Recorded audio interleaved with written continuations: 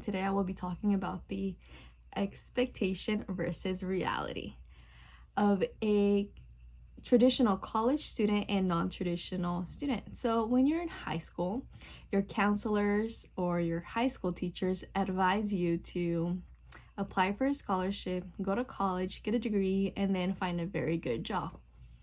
That's the traditional way. So that's the expected way. But there's also non-traditional, which means that after high school, there are some students who just don't go to college. They go and work. Maybe they want to take a gap year because they don't know what they really want to do in life, and they work hard, and maybe they go to school later on. Who knows, right? So today I will be giving the example of student A and student B just to make this video much easier to understand. So student A is a traditional college student, right? And for whatever reason why student went to college, maybe it was because of the advices that she heard, or her parents, or maybe because student A wants to get a degree because she's very passionate about a subject or about a field. I don't know, right? So student A gets enough funds, but maybe not enough funds to cover all 4 to 5 years, maybe a little bit of funds, and then student A takes up a full-time or part-time job to pay for his or her expenses. And maybe perhaps during their college journey, student A takes out a loan, which that loan he or she has to repay back in the future. So then student A goes throughout college, finishes her or his degree. Maybe she or he switches up degrees.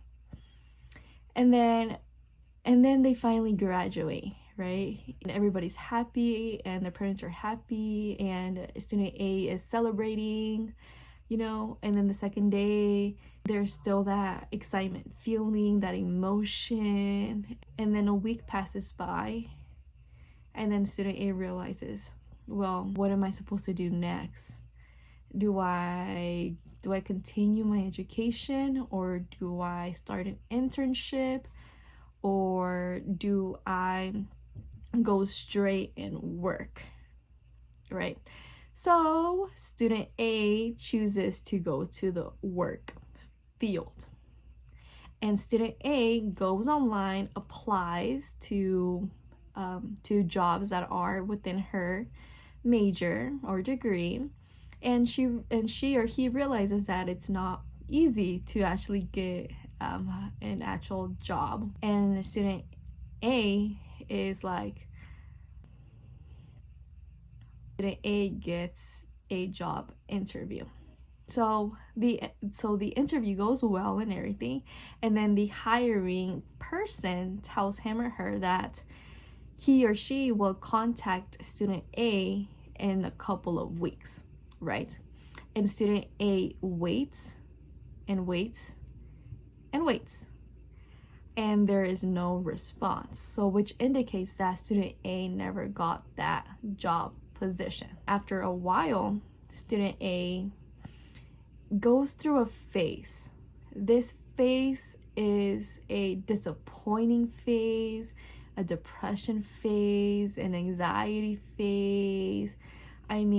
Student A is rethinking his or her life, saying that I just wasted, half of my years in college, and I can't find a job.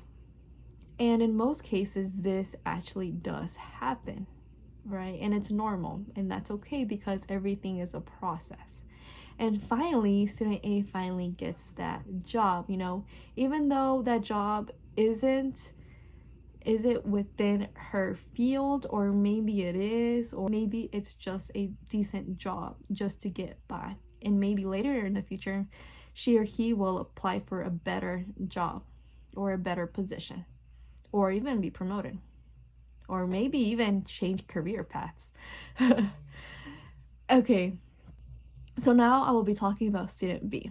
So student B is a non-traditional college student. So instead of going to college, maybe he or she goes straight to the workforce and gets a regular job, whatever job it is. And then student B works very hard, maybe gets even promoted, or maybe switches jobs throughout his or her early 20s.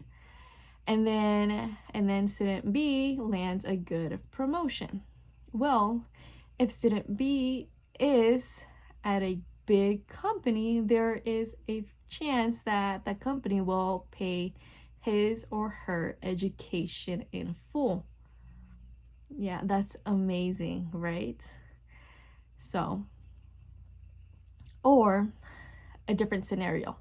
What if student B doesn't really know what career they want to do? So maybe student B tries to get a 8-year gap and tries to find a job what interests student B. For example, there are technician jobs that don't really require a college degree, just a high school degree, right? Like, for example, pharmacy tech, right? You don't have to have a college degree to be a pharmacy tech. They will train you on the job, and then in a few months you'll get a certificate to start practicing, right? And then after a while, student B thinks, oh my gosh, I really love this field, or maybe student B is like, oh, maybe this isn't the right field for me, and so then student B switches to another job. And then the second job, maybe student B is like, oh my gosh, I really like this job. And then student B works very hard, saves a lot of money, and then after saving so much money, she or he finally decides what career they want to pursue.